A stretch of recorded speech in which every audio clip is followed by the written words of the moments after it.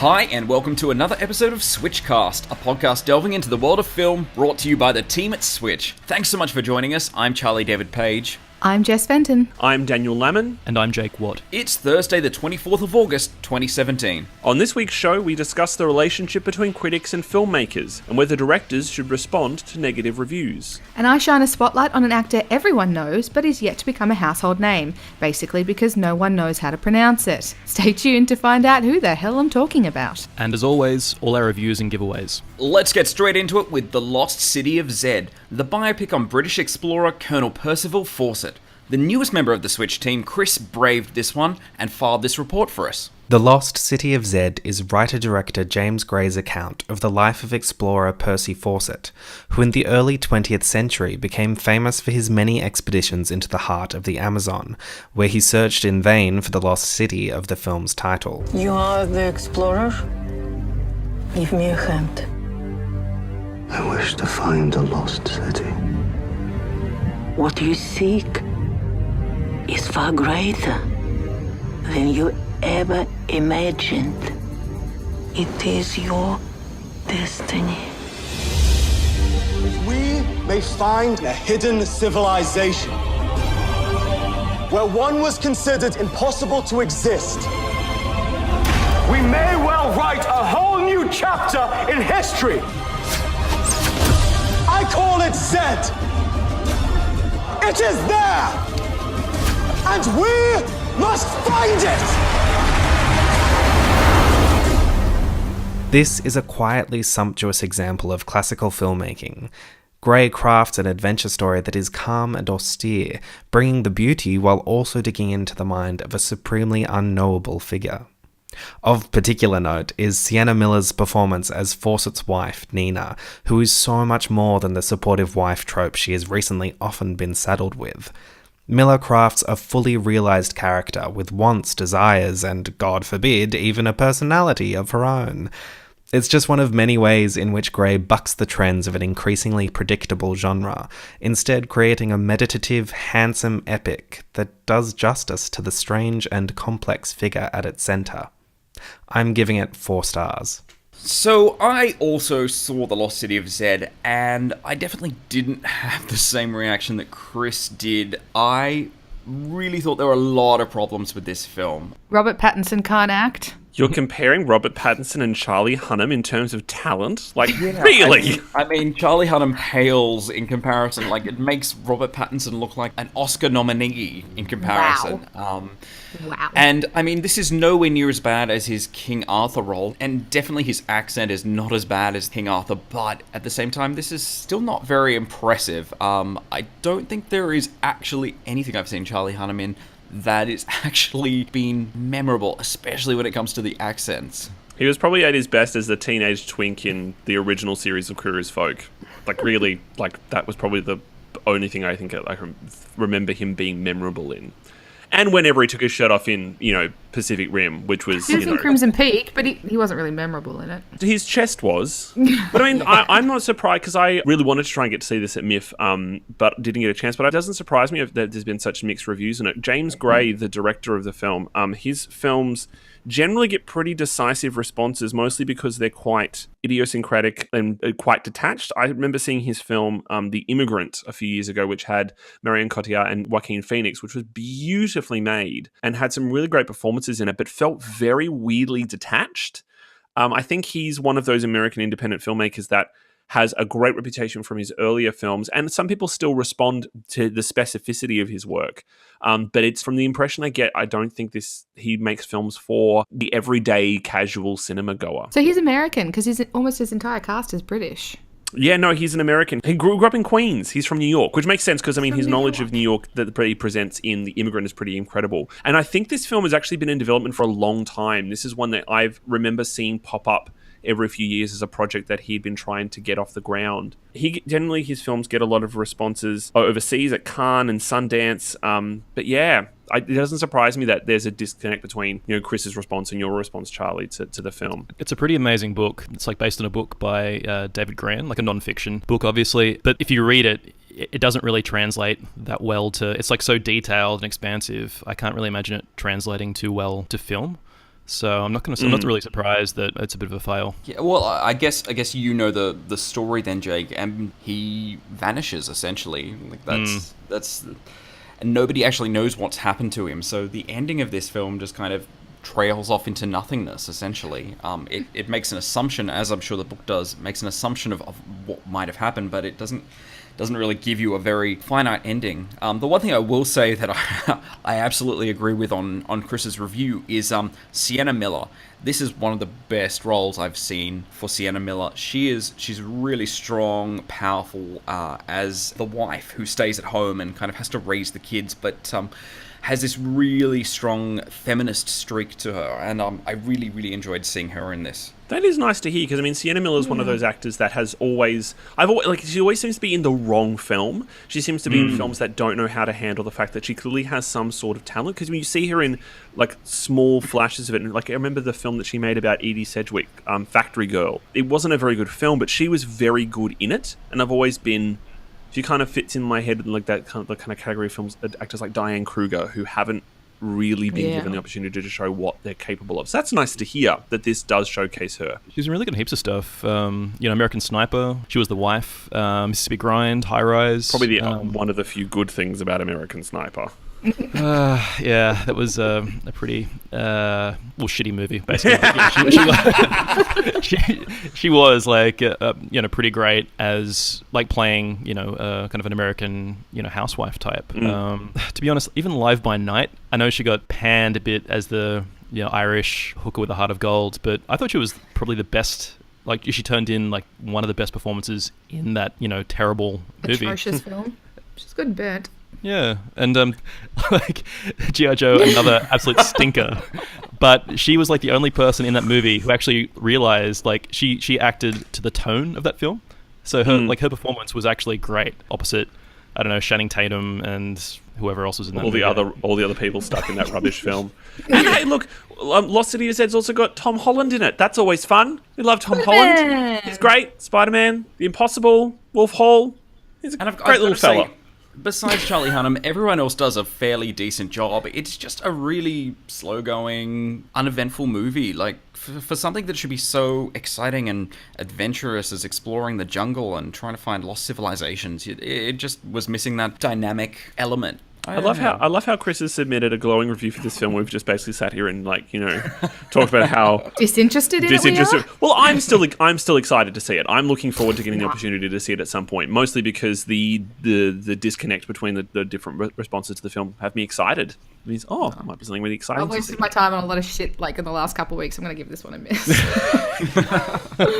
Well, you can find Chris's very positive review at maketheswitch.com.au, and The Lost City of Zed is in cinemas now. Also out today is American Made, another biopic. This time we travel back to the 80s, where Tom Cruise plays pilot Barry Seal, who decides to make a little extra money by smuggling drugs into America, and making as much as $500,000 on each trip. This guy was so high up the chain he even knew Pablo Escobar. It's all smooth sailing for Barry, that is, until the DEA catch wind of his illegal activities.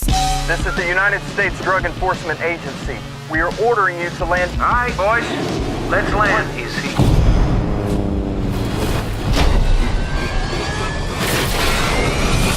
Guns, drugs, money laundering? I was working for the CIA, the DEA, and Pablo Escobar. 1,500 kilos. That's 1,500 kilos, Barry, in one go. Get it done. You can also find Maudie in cinemas from today. In biopic number 3, we find a portrait of an exceptional artist. Daniel took this one in, so did it paint a pretty picture of its subject? If only all biopics were as gorgeous as this one. Maudie looks at Nova Scotian artist Maud Lewis, played by Sally Hawkins, and the development of her iconic folk art during the 50s and 60s. More importantly, it looks at her relationship with grumpy recluse Everett Lewis, played by Ethan Hawke, who initially hires her as a housemaid before a relationship begins to develop.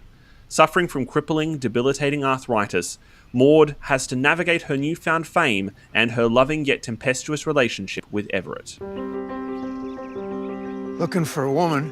What do you think I am?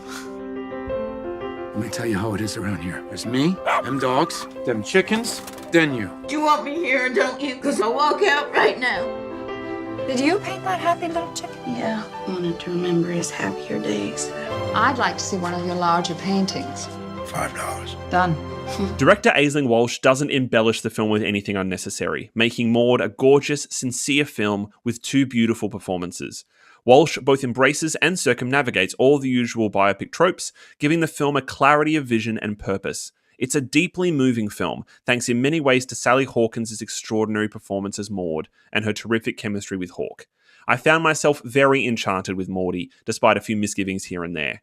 It has so much integrity and heart, and highlights an important female figure in 20th century art, something that is always welcome. I'm giving it 3.5 stars. Yeah, I really like Sally Hawkins and Ethan Hawke as well. They're just two extremely game actors in everything. It's a really great example of the power of both of them as performers. I mean, Sally Hawkins' performance kind of overtakes the film because of how endearing and how fascinating Maud Lewis is.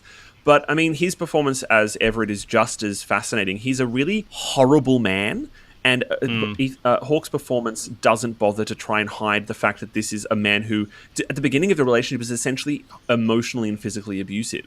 And it's quite an unforgiving performance in how ugly he allows himself to look. But it's only in the honesty of that you can understand how the relationship between Maud and Everett starts to develop. Maybe if it can maintain some level of momentum, it's an awards-worthy performance. It's really, really beautiful, which is, again, no surprise. Sally Hawkins is one of those consistently great actors that you just love watching on screen. And just makes me all that more excited about The Shape of Water as well. Yeah. Yes. Because she also has the ability, similar where we know with The Shape of Water that she's playing somebody with a hearing disability.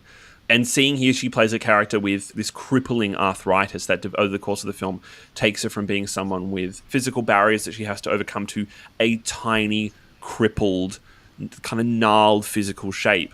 And yet she never asks for sympathy for it. You get the impression watching this film that it's a weepy to make you feel sorry for someone who overcoming adversity. Because Maud doesn't feel like she's overcoming adversity. She's just existing in the way that she wants to. Her life is built around Everett and her painting, and that's it. And she doesn't allow the arthritis to get in the way. In fact, no one mentions the arthritis until almost the end of the film. Not in a way that's ignoring it, but in a way that just kind of goes, well, it's just a given. Like, it's just part of the fabric of what makes her and informs her view of the world. It shows the level of integrity that she has as a performer to be able to take something that could have been annoyingly self-conscious and makes it just part of the integral DNA of who this woman was. Back in 2013, I saw a similar-ish concept movie called Words and Pictures about an artist who suffered arthritis. And the PTSD I suffered from seeing that piece of shit film has made me a little bit standoffish about seeing Maudie. But I love Sally Hawkins so much. I'm a big fan of Ethan Hawke as well. So I don't know. Look, I'm so scarred. I highly recommend it. It's a really, really beautiful film. I walked out of it feeling very happy with the world and very hopeful, and also just nice to discover something about another famous, important female figure in 20th century art, which is not something we get to see very often. Mostly, it's just around men. So, I think that in itself also makes it a very important film. You can catch Maudie in cinemas from today, and you can also find my full review at maketheswitch.com.au now. The fourth and final biopic to hit cinemas from today is The King's Choice. It's 1940, and the arrival of the German army in Norway forces the royal family to flee the capital city of Oslo. The King of Norway and his impressive moustache must then make a choice: to recognise the leader of a coup as Prime Minister, or abdicate and rally civilian and military resistance. So I think a few years ago we did an article on Switch, because, biopics are a constant blight most of the time on the cinematic calendar every year. But we did an article a few years ago where I talked about my favourite biopics. And considering we've now just had to talk about 4 of them, for you guys, what are some of your favourite biopic films, and what are some of your least favourite? Biopic, that's like my least favourite film genre. Why? I agree. I really agree. They're always done so substandardly. Yeah, and it's just such bullshit. Like, every time I go and see a biopic, I always just jump online afterwards and try and actually find out what the facts are. Yeah, I'm the same way. Biopics are molded into Oscar bait. And, I think the first one I remember seeing and thinking, this cannot be like a true story, was The Hurricane. Denzel Washington. Oh, yeah. That wasn't about Denzel Washington. Hurricane. Yeah, Reuben Hurricane Carter, which totally, skates over some of the seedier aspects of, Reuben Carter, the boxer, as well as inventing this, evil white cop who persecutes him. Yeah, played by Dan Hedaya. But a lot of biopics amalgamate characters just to save on time and stuff like that. So maybe the evil white cop was actually several evil white cops.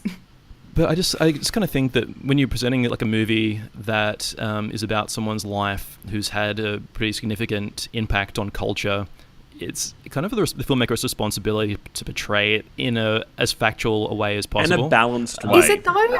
A film is a piece of entertainment. This is a movie. This isn't a documentary we're talking about. For people who aren't familiar, to be honest, a lot of moviegoers out there won't bother to go and pick up the book or do the research on the film. So this is the only information they're receiving about certain people. If you don't want to stick to the story, don't say based on a true story. It's as simple as that. Write a fictitious film. American Sniper, holy shit, that was just the biggest bunch of propaganda. Flaming turd of a film. It was a flaming turd of a film, which once again, because it was treating the lead character so respectfully, it just totally skated over the fact that this guy he was a mass murderer?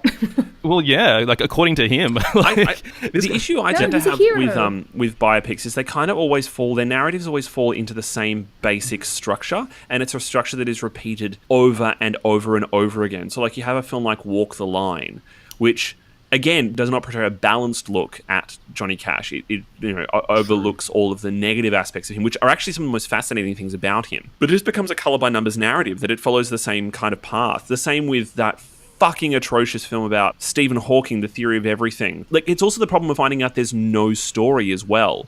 The same with The Danish Girl, which is another fucking awful film. But I mean, if you think about it, because when I did the article, I've just pulled it up now to have a look at what I wrote. And actually some of them are films you would never expect to be thought of as biopics.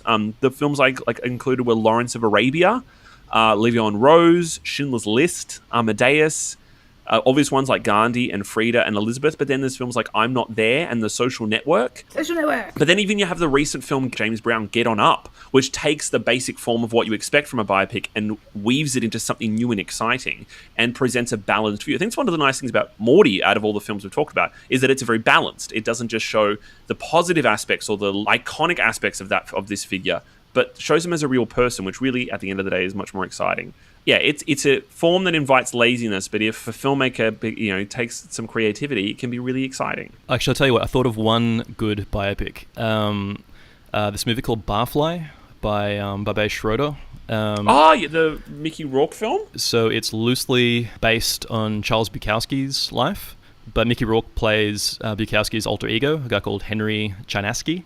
So the movie can draw on as much Bukowski stuff as it wants to and bring in a bit of fictional drama without, marketing itself as being about the life of Charles Bukowski. The screenplay was written by Charles Bukowski as well. That's not dissimilar to the way that Cronenberg does with Naked Lunch, about adapting the novel Naked Lunch, but also making it a biopic about William Burroughs. Yeah, totally. I think that to me is kind of the perfect way of doing it, so the audience can tell this isn't supposed to be strictly fact. It's just the director's interpretation of the person's life. I think when those these biopics are portrayed as the truth, I think that's I just find that just really, I don't know, just irresponsible filmmaking. Yeah. Well, we'll put the link to Daniel's biopic article in the show notes, and also out today is Everything, Everything, based on a book by Nicola Yoon. Jess went to see this one, and after our chat last week about adaptations, does this film successfully bring the story to the big screen? Look, I love an overwrought teen romance drama as much as the next person, but that's just it. Everything, Everything has no drama, and it certainly isn't overwrought. Here's the breakdown. The Hunger Games' Amandla Stenberg stars alongside Jurassic World's Nick Robinson. Amandla plays Maddie, a 17-year-old who has never left the confines of her home due to a rare immune disorder. Nick is Ollie, the boy next door. They meet and fall in love, pretty much just like that. But obviously Maddie's illness will keep them apart. Only it doesn't. They very much get together quite easily. There's only one real obstacle, and that's Maddie's mother. And then that's basically it. You're really different than I thought you were going to be. Sexier, right?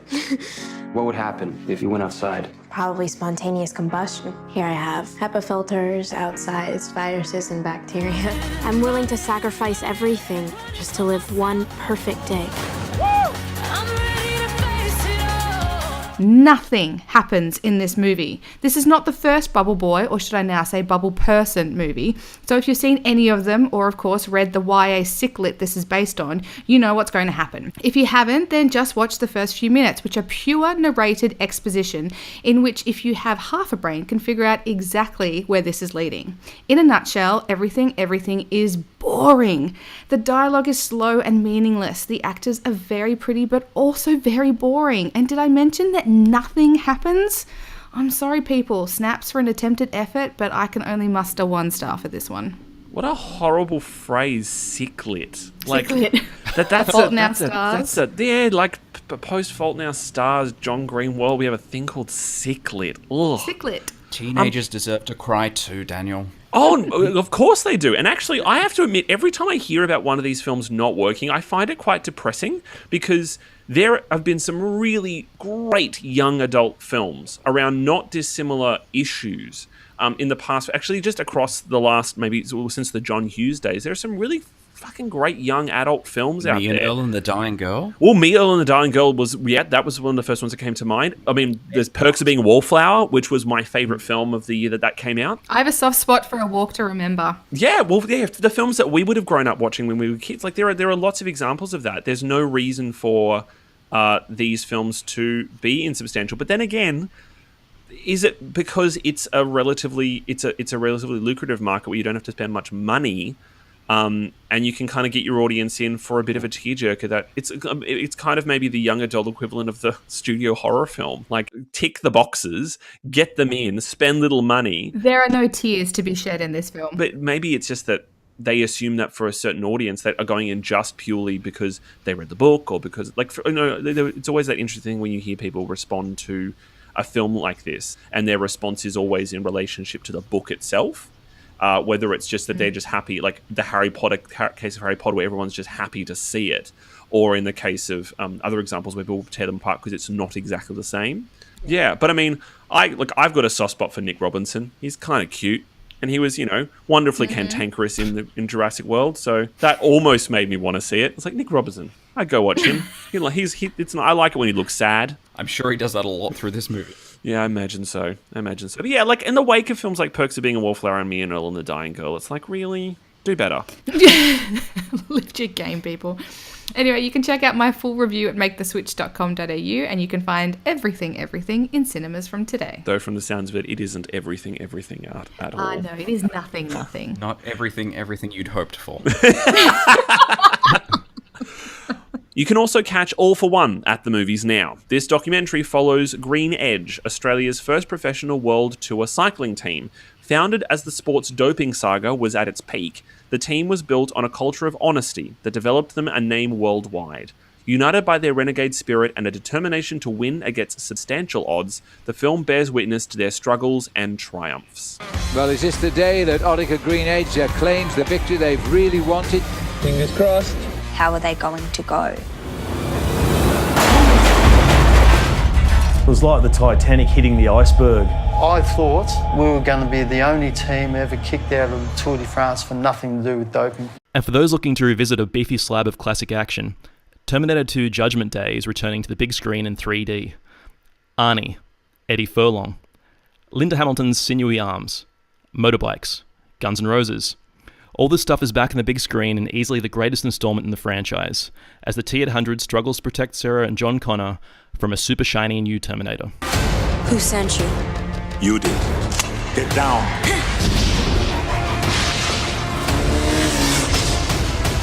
Come with me if you want to live. Now let's check out the upcoming films in our trailer wrap. Here's the first look at Molly's Game, starring Jessica Chastain and Idris Elba. I'm Molly Bloom. Do you know about me? I read your indictment after I got your call last night, and I bought your book. Do you understand that you are charged with operating an illegal gambling business? Are you taking me on as a client? I don't think I can convince my partners to take a flyer on the Poke Princess. If you think a princess can do what I did, you're incorrect. I'm getting that you don't think much of me, but what if every single one of your ill-informed, unsophisticated opinions about me were wrong? I'd be amazed. Well, the first thing to be excited about by this particular film is the fact that, it's got Jessica Chastain in it, so that's always a positive. Yeah. Particularly coming off the back of Miss Sloane last year, which I still am convinced she should have been nominated for an Oscar for. Like, it was a great film with a fucking great performance in it. And this actually seems like a not dissimilar film, actually. Another really strong, powerful female role. But the other reason to be excited is that it is the directorial debut for a feature film for Aaron Sorkin, the guy who created The West Wing. He also created The Newsroom, but we won't hold that against him. And more than anything, the screenwriter for The Social Network, like one of the great masterpieces of the 21st century. A Few Good Men. And A Few Good Men. I'm just going to chime in here and say I think Aaron Sorkin's a pretty self-indulgent screenwriter. You burn in hell. Well, and the fact that he's like directing his own screenplay here, like, fills me with terror. You know what? I'm not actually going to disagree with you. I actually also think he's a very self-indulgent screenwriter. And like, that's the reason why I don't like the Newsroom. I think it's incredibly self-indulgent. And like, as much as I loved borderline too. Well, the West Wing is borderline, but because it's so optimistic, you kind of get away with it. And I also found the same thing with Steve Jobs. I loved the film, but I think the film was saved by Danny Boyle's direction, because I think the screenplay was a little self-conscious. It was very pretentious. Yeah. And so I have to admit, until I watched the trailer, I was a little bit like you, Jake. I was like, oh, Aaron Sorkin directing his own film. I'm like, is this going to be a good thing? But the trailer looks really good. I'm looking forward to it. And again, it's just a chance to see Jessica Chastain on screen again, kicking balls. I always feel smarter every time I see an Aaron Sorkin film. I think that's probably because that's what he intends for you to feel.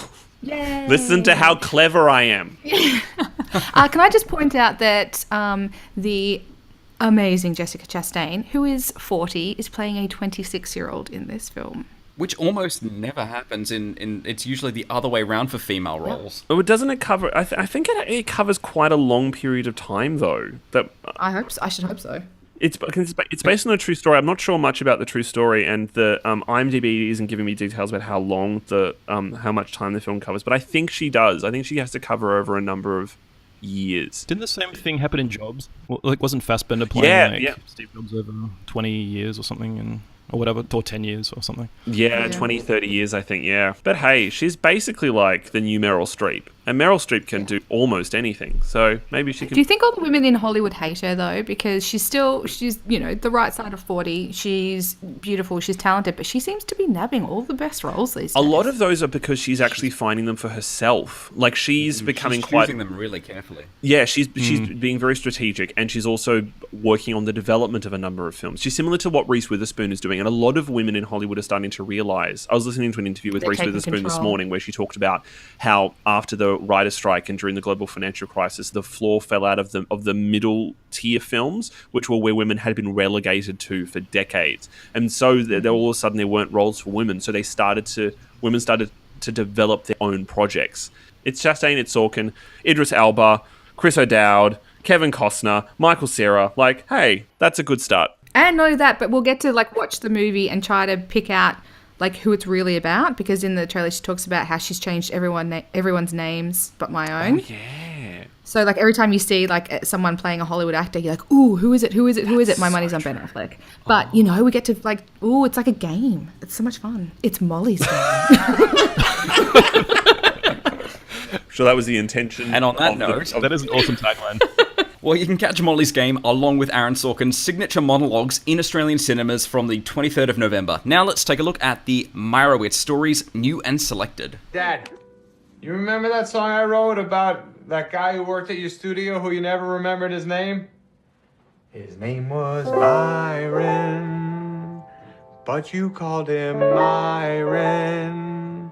3 times you called him Myron, till you heard the other guy say it with a B. Byron, Byron, Byron, Byron. What does it matter if you look him in the eye? Say it with confidence and look him in the eye. Don't look at your shoes, don't look at the sky. Say it with confidence and look him in the eye. Myron. This is is a Noah Baumbach film, and I love Noah Baumbach. He's the man who's behind Mistress America, Greenberg, Frances Ha, Squid and the Whale, Margot at the Wedding. He's very dry. He's kind of kooky, very Jewish. But he makes great cinema. He does great characters, and I'm so excited. And also, okay, he doesn't make great films, especially these days, but I do love Adam Sandler, and I'm excited to see a project that might actually showcase his talents to everyone. He got glowing responses at Cannes. I mean, the film got a bit of flack because it was a Netflix film, but all the responses I've read just say he was particularly wonderful in this film. Yes, and so he should be. He does tend to do better when he's not making his own stuff. Yeah. Agreed. Judgment seems to be better when he's working with other people than necessarily when he's working with himself. Well, his worst movies are made with his friends. Like all those terrible movies that he's been in, like Ridiculous Six and all the other shit. They're directed by his mates. So the entire thing is just like he organizes these projects just to hang out with his friends, and his performance is just really lazy. Yeah. When he's working with professional, like sort of, actual directors, he's quite good. Well, don't forget, this is someone who's worked with Paul Thomas Anderson. Like that's almost as high a praise you can get on your CV as an actor. And Punch Drunk Love was like probably his greatest role, I think. But that was a while ago. I liked Spanglish. Yeah, Spanglish is gorgeous. I really liked Spanglish. It is another good one. But aren't Adam Sandler's films on Netflix their most watched Yes. films? Yeah, it baffles me that these trash He has a films massive are following. so followed. Yeah. What I love about when he makes one of these films is that it almost tricks all of these people who would usually go and watch the dumbest Adam Sandler films to go and watch a Noah Baumbach film. It's like they don't know it's like all of the teenage girls going to see Dunkirk because Harry Styles is in it. It's like, well... Or, although that wonderful period where Robert Pattinson was doing all of those really bizarre art house films, and all these Twilight fans were going to see them because he was in them, and they're like being actually introduced to cinema. Like I always find it very funny, that the idea of particularly when also you got a film like the combination of him and Ben Stiller, who's one of Baumbach's has been in quite a few of his films. The prospect of seeing them do great work is always really exciting because when they do, they're really impressive. Plus Dustin Hoffman and oh my God, I cannot get over how much I love this woman, Emma Thompson. I'm so excited. The perfect Emma Thompson. Oh, she is. Goddess Emma Thompson. Oh my God, yes. Well, not long to wait for the Meyerowitz stories, new and selected. It's on Netflix mid-October. Finally, let's take a look at The Florida Project. The man who lives in here gets arrested a lot. These are the rooms we're not supposed to go in. But let's go anyway.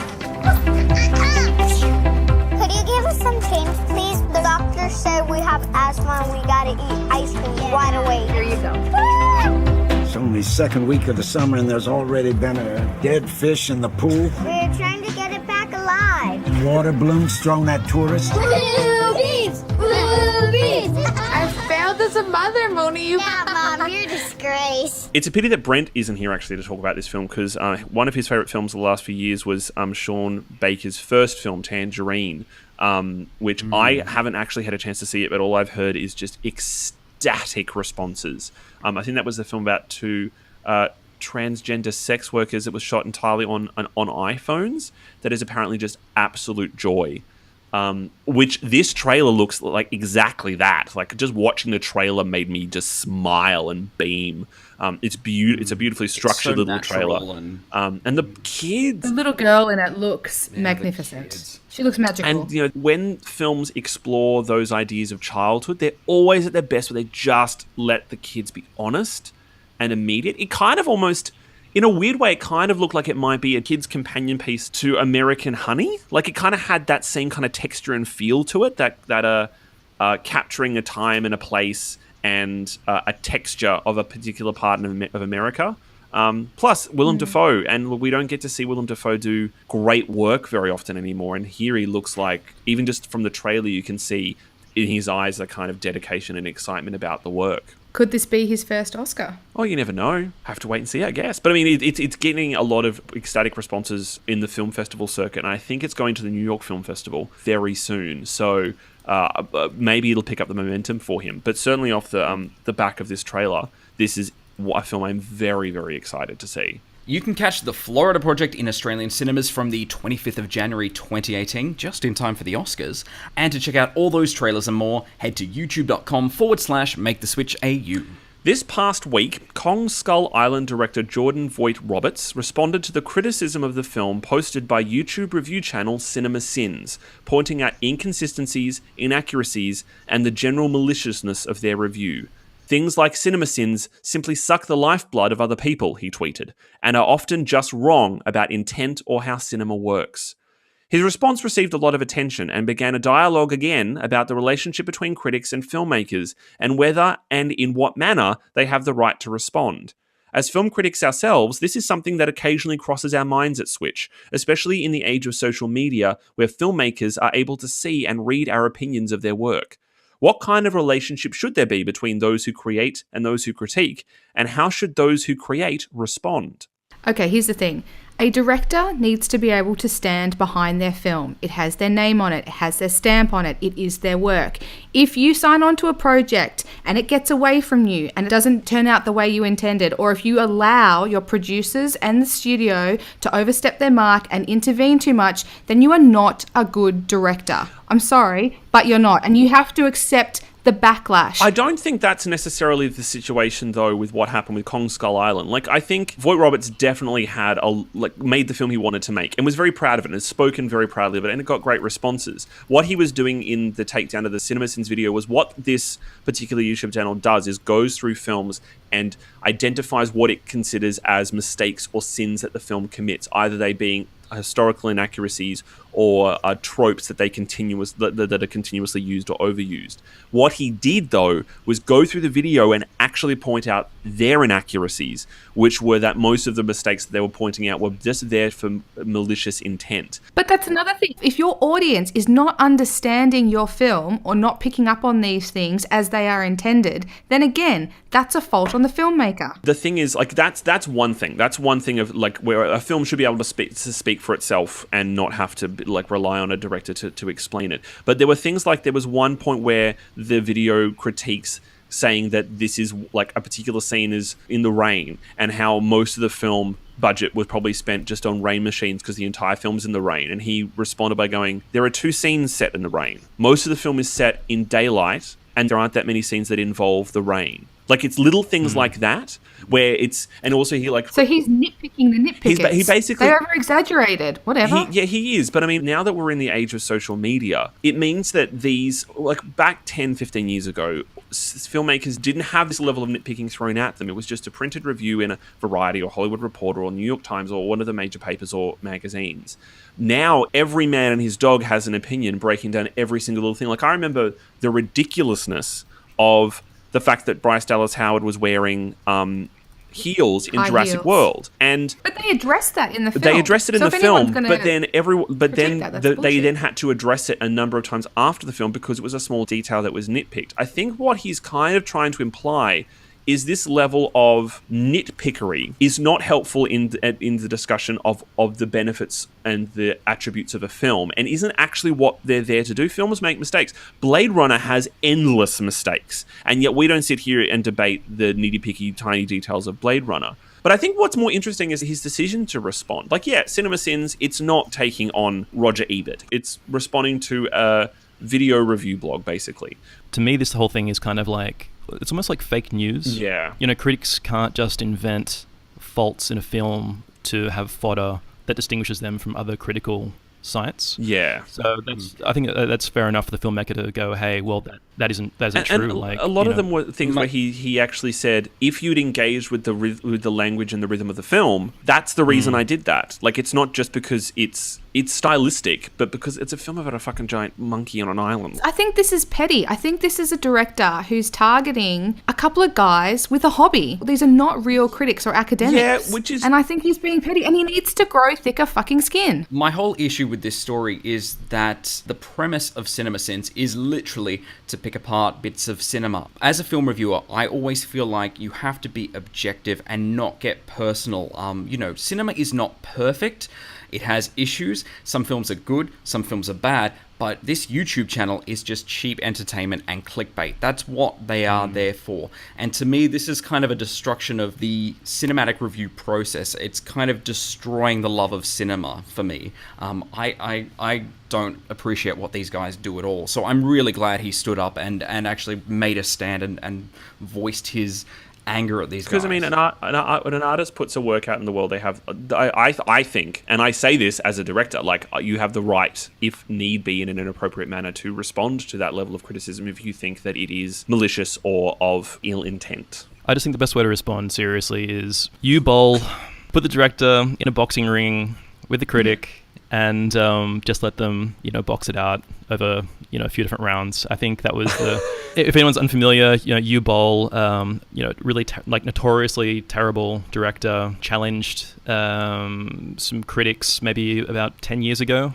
to a boxing match. So he went online, challenged his greatest critics, 4 of them, to a few rounds in the ring. Well, that's mature. Yeah, I don't think that's out of place here. Instead of having like a Twitter slanging match and getting really personal and stuff, just punch them in the face. Yeah, so instead of sitting down and having an intellectual conversation, they're going to smack each other stupid. Nice. I think so. That'll solve every problem. It's basically Twitter with gloves. Words hurt. So how many people have left social media because of things like this? Like Damon Lindelof had to leave because people just would not stop going on and attacking him about how much they were upset about the end of Lost. 10 years after the end of Lost. These things are personal. These, like, regardless whether it's a blockbuster or not, these things are made with the right intent, we assume, and that it must hurt. Like, as much as The Dark Tower is a fucking awful film, I do kind of feel sorry for the director because he had the right intentions for doing it, and it's getting ripped apart.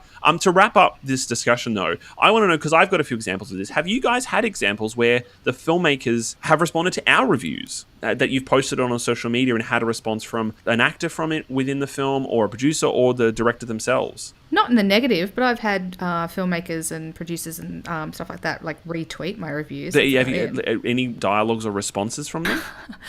When Mr. Peabody and Sherman came out, I praised Patrick Warburton, and he responded to me personally, and that was like one of the highlights of my life.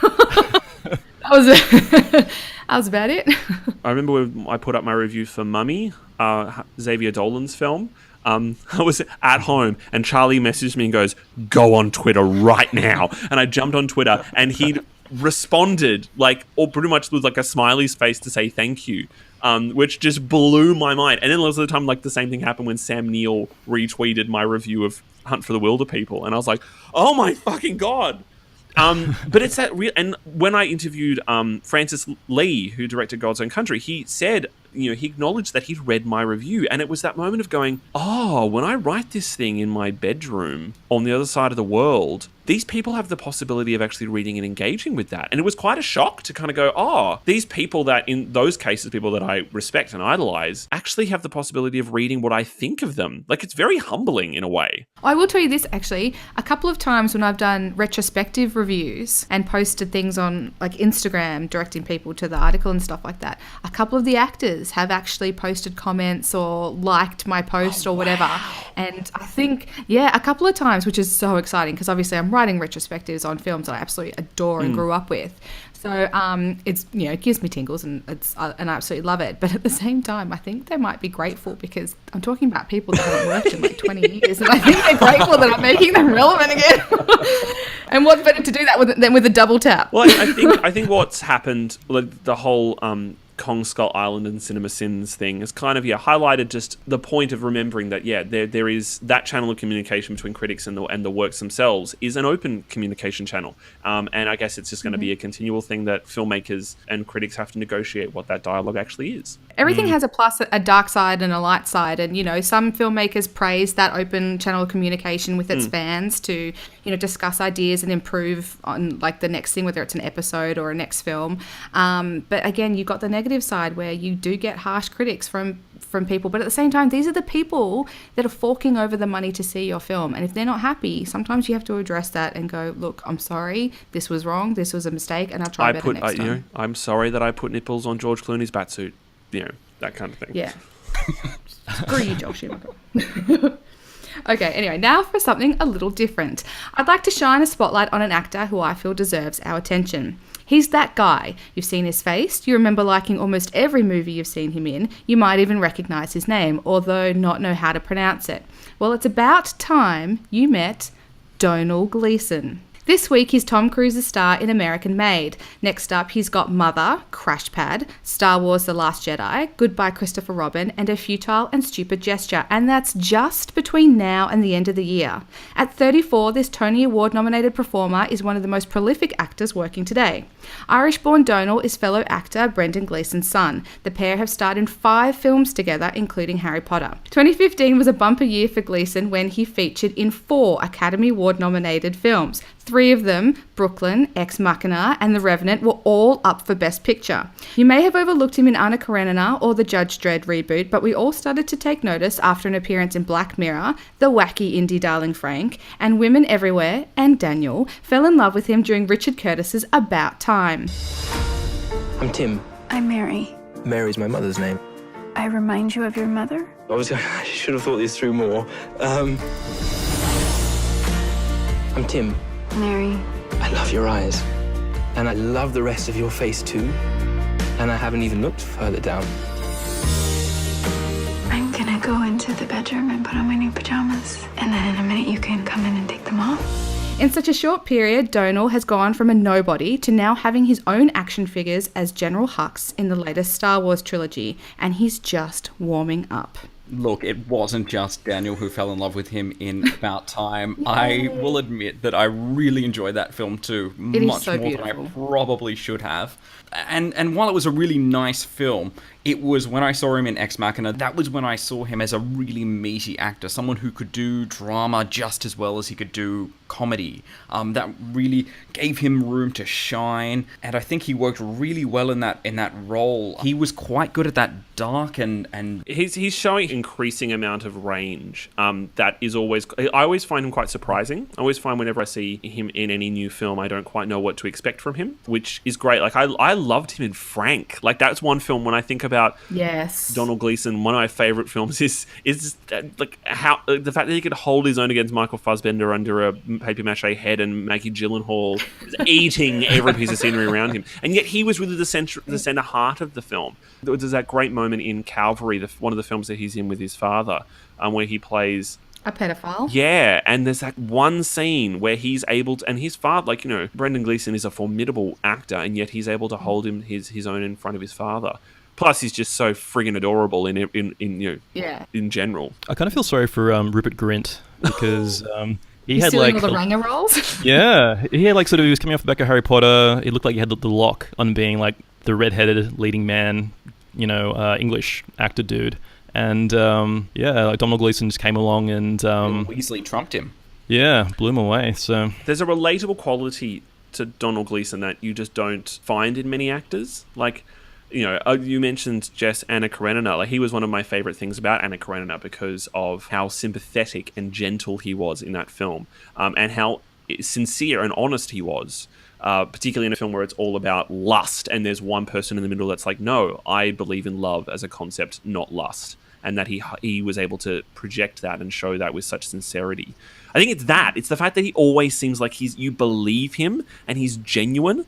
Like the fact that in Brooklyn, you're like, you want Saoirse Ronan to go back to New York and be with her husband, but you also feel really sorry for him because you also wanted to end up with him because he's so lovely. Yeah. And that's no mean feat to be able to achieve that. Why do you think he is getting so much work? Because he's so good. Obviously. He defies Johnny. He's done fantasy. He's done sci-fi. He's done drama. He's played the romantic lead in a rom-com by Richard Curtis, for fuck's sake. He does everything, and he does it so well. Interested in what he's like as an action star. That's one thing we haven't really seen from him quite yet, is him as like a full-on action star. No, because even in Dredd, he played the computer nerd. Yeah, but maybe Hux will be like, maybe the next Star Wars movie, sort of Hux will have some kind of dual lightsaber moment, or wrestle Chewbacca or something. Go after people with bloodlust in his eyes. Because it's like, remember when James McAvoy did Wanted, and you were like, what?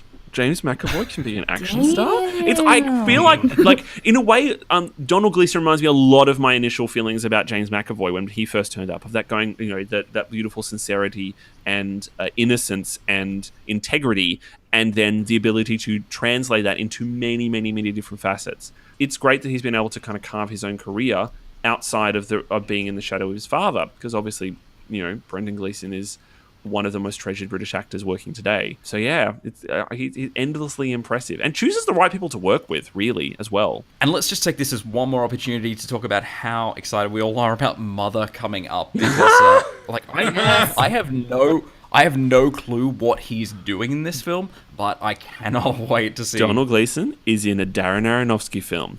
Enough said. It's going to be amazing. It was like when Fincher cast Justin Timberlake in The Social Network. We went, this is a piece of casting that doesn't make a lot of sense, but because you're making that piece of casting, I'm on board and I can't wait to see this. And then more so with Donald Gleason because he's, has such a strong, powerful track record. But yeah, if a director like Aronofsky decides to throw him in with Michelle Pfeiffer and Javier Bardem and Jennifer Lawrence and the myriad of other people whose names I can't remember right now, they're in this ridiculous looking film, that's pretty damn exciting. Okay, so everyone at home, remember this name, Donald Gleason. He's been around for ages, he's going to be around for a lot longer to come, and he's fabulous. Well, hitting cinemas soon is God's Own Country, one of my favourite films of this year. And to celebrate, we have 10 double passes up for grabs. This emotional and joyous film tells a story of Johnny, a bitter and resentful young man who becomes involved in a relationship with a Romanian farmhand named Georgi. Johnny finds solace in the lonely English countryside and opens up to let himself be loved.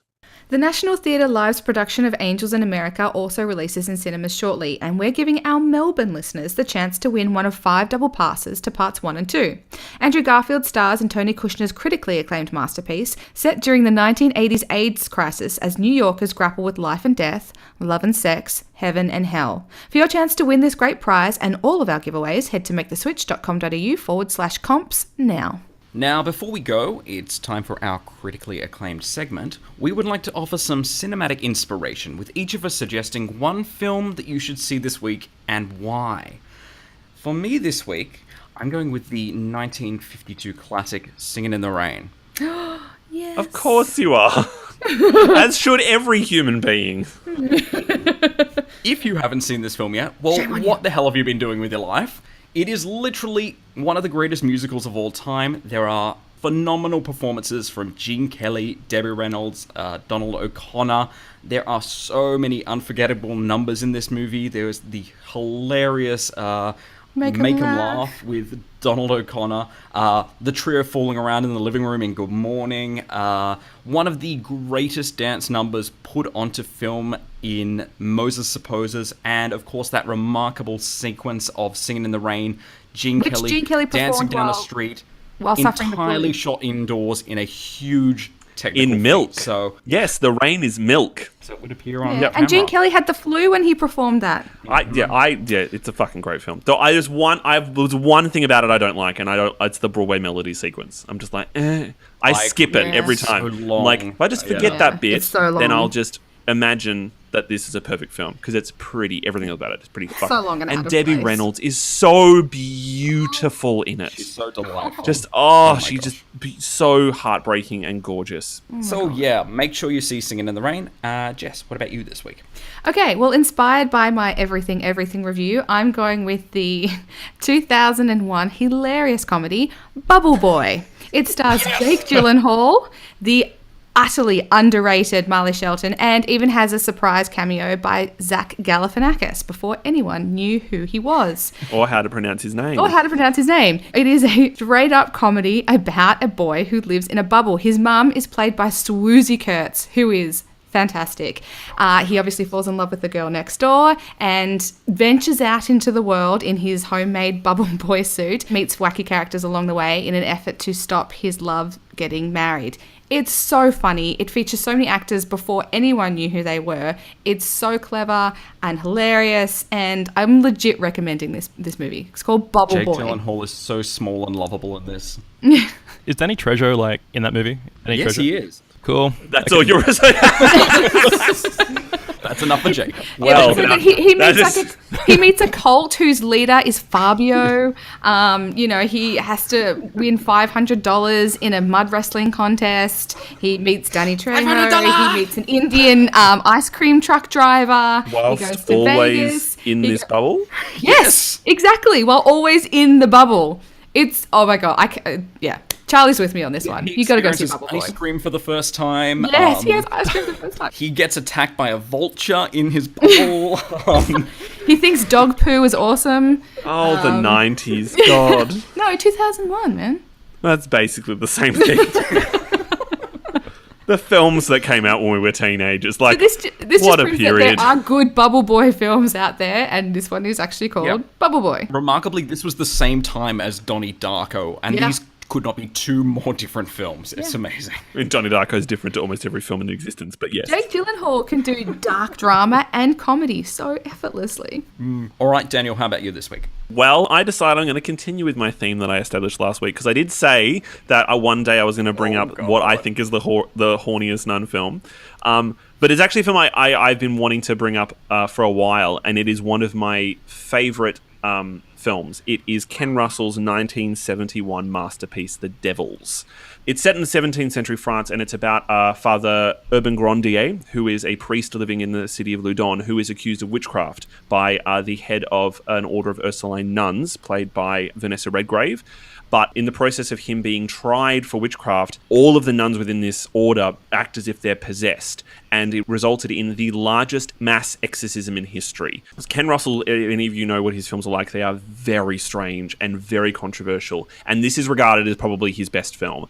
It's incredibly confronting and very funny and very black, exceptionally made. The performances from the actors are incredible, particularly Vanessa Redgrave as a hunchback nun who is very, very horny. The reason that she actually accuses him of witchcraft is because she lusts after him, and she knows that she can't be an object of desire for him because of her hunchback. If you can find this film, I'll be very impressed, because it's actually mostly been banned. It was heavily edited when it was first released before, and was taken up in cases of blasphemy. It is available in the UK, because I grabbed my copy of from the film of the UK. If you can see it, it's not for the faint-hearted. It is a fucking incredible film. I was shell-shocked afterwards. It's one of my favourite films, and is probably the horniest nun film of all time.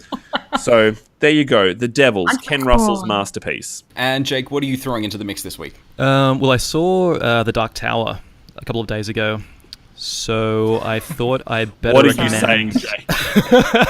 What are you going with this? A good Stephen King movie. So I'm going to say The Mist, Frank Darabont's 2007 sci-fi horror movie. There's also a TV series. Fucking masterpieces. That's a masterpiece. There's also a TV series out now based on The Mist. You can just ignore that. It's shit. This movie, amazing. Frank Darabont is probably the best director who's worked on Stephen King's material. He just has such a solid, like The Shawshank Redemption, The Green Mile, The Mist. Like The Mist itself, it's just really faithful to Stephen King's original novella. And to be honest, I think it actually improves on it in a lot of ways. When I saw this at the cinemas, it's one of the few films that the audience I've seen the audience applaud after the film. Not like a film festival context, but the audience actually applauded after this film, which is a pretty big deal considering it has probably the most depressing ending of a film you could possibly imagine, which shouldn't deter anyone from seeing, because it is a fucking great film. Like, it's just so damn fucking good. Yeah, that's like really the only part that the film diverges from the novella in a big way is the ending, and the ending is the opposite of what happens in Stephen King's book. But I think it works a lot better. It gives the story a bit more closure, and anyway, I don't want to sort of spoil it too much, but just a really great sci-fi horror movie that you should check out. Well, some fantastic suggestions there, and you can find the links to all the articles we've talked about on this week's podcast at maketheswitch.com.au. Please subscribe to SWITCHCast on iTunes or your favourite podcast platform, and don't forget to rate us. And stay in touch on Twitter. I'm at Charlie_David. Jess? I'm Miss Jess_Switch. Daniel? At Daniel Lamon. And Jake? At Jake Chatty. Like it, follow it. You can find us on Facebook, Twitter, Instagram, and YouTube at MakeTheSwitchAU to stay up to date with the latest reviews, news, trailers, and giveaways. And you can find all the notes and links to everything we've discussed on this week's podcast, as well as other episodes, by visiting switchcast.com.au. On next week's show, I'll be celebrating all things Studio Ghibli and reviewing the new Australian film Ali's Wedding. Plus, we'll be discussing the recent revolution in queer cinema as I deliver my verdict on God's Own Country. I'll share my thoughts on Ryan Reynolds and Samuel L. Jackson's Anderson's violently vulgar The Hitman's Bodyguard. And I'll be checking out the crime comedy Small Town Killers. Thank you so much for listening. We'll see you all next week.